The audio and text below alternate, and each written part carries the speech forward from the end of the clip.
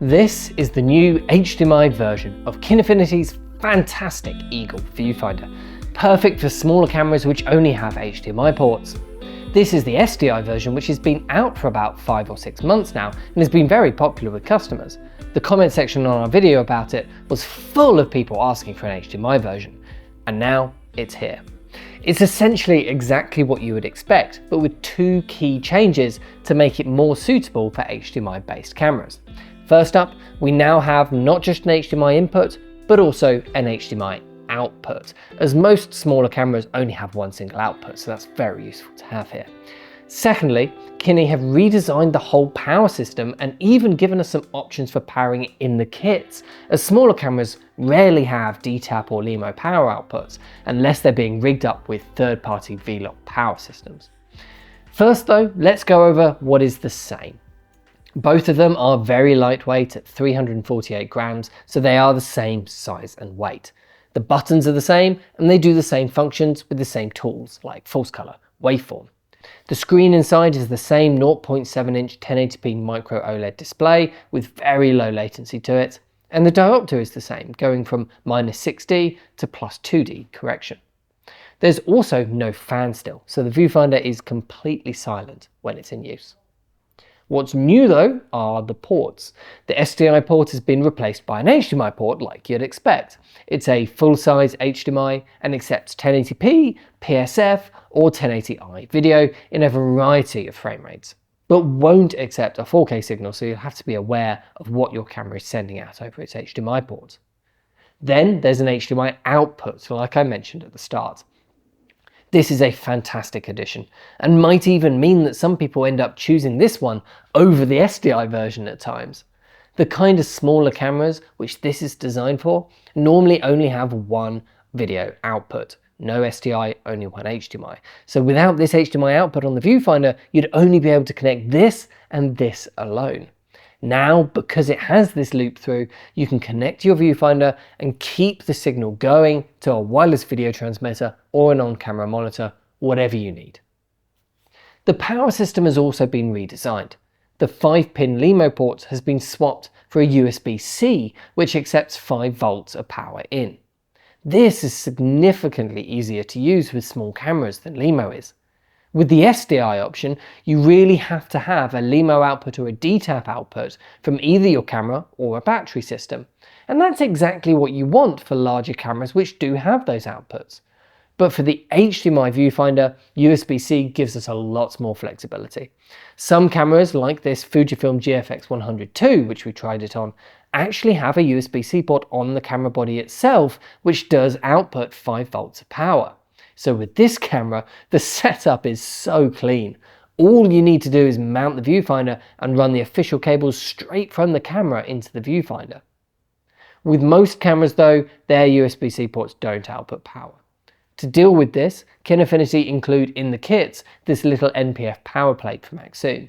You can add this to your rig and it gives you 2 USB-C outputs, one to power the viewfinder and one to power the camera if you want it to. Very handy, and keeps a much smaller profile than adding a V-Lock plate would. But if you do want to use a V-Lock plate for slightly larger rigs or longer run times, Kinefinity also have this smart DTAP to USB-C cable, which is going to convert the 12 volts from a DTAP port down to 5 volts for the Eagle viewfinder. For some slightly larger cameras like this Canon C70, you can get batteries with USB-C output directly on them, like this Swit CA90C. This also makes the rig really nice and clean, so this is a fantastic option for C70 users who often do ask for a viewfinder. The SDI version already has lots of options for mounting to different EVF mounts because of this mounting plate on the side. It has their slot-in quick lock mount, which is how you attach it to their own EVF mounts like the mini mount which comes in the kits. But it also has a 1/4-inch screw thread in the middle and a rosette pattern around the edge, so there are tons of EVF mounts which can work with this. But with the HDMI version, they've taken this a step even further by letting you unscrew this mounting plate and swap it out for an alternative option which does come in the box. So the default one attached now has an M6 screw thread inside and the quick lock. Then the alternative one has a 1/4-inch thread and the arrow rosette, not the quick lock system. So now, between these two options, you should be able to pretty much attach this to any system on the market. They've also added this bracket adapter to the kits, which is a simple right angle adapter which gives you 3 1/4" screw threads with locator pins which you can attach the mini mount to. If it works with your particular rig and situation, it's great. But it's not very flexible. You can't move the location of the screw and it can only point inwards. So you really do have to happen to have a screw thread in the right place on your rig for it to work. And even then, it has a fixed locator pin. So if you have a screw thread in the right place, but it doesn't have located pinholes, like for example on the XLR top handle for the Sony FX3 and FX30, which will be a very popular camera for this viewfinder, you can't use it really. It's no good. And that's a shame as it's so close to being such a useful tool. But there are situations where it does work very well and it's included in the kits free of charge, so it is still a nice addition. Incidentally, on the FX3 and FX30 top handle issue, we did find a good way around this with this handle extension from Condor Blue, which just attaches to the top handle and gives you loads of mounting points without having to have a full cage. Using just this, we were able to mount both the viewfinder with the mini mount and bracket adapter and the Axiom power plate for power all to the top handle, leaving the rest of the camera completely untouched, which works really well and keeps the setup pretty small and compact, considering it has a full viewfinder and external power system for the camera. So Kinefinity sell the Eagle HDMI in 3 kit options. By itself, of course, the core kit and the pro kit. The core kit is the one that we have here and one that we would say most people should really go for. In the kit, you get the viewfinder, a 25cm HDMI cable and a matching 25cm USB-C cable with some cable ties to attach them together like this. The same mini mount which we saw in the SDI version and that new bracket adapter, which although it doesn't work in every situation, does give you more options for mounting the mount onto different cages and rigs. There's then the Axiom battery power plate, which I mentioned a minute ago, which is very useful to have. So with the core kit, you get the cables, mounting arm and power solution to put this viewfinder onto most small cameras and cages. There's then though the pro kit, which has everything in the core kit, plus a 50cm cable option and the 50cm D-tap to USB-C cable as well.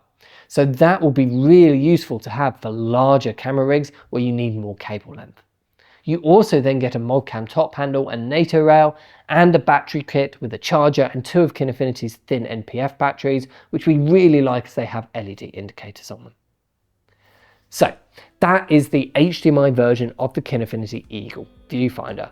I think this is a really impressive step for Kinefinity. The SDI one was already a great product which was extremely competitive on the market. It would have been so easy to just swap out the SDI port for an HDMI port and simply call it a day for Kinefinity.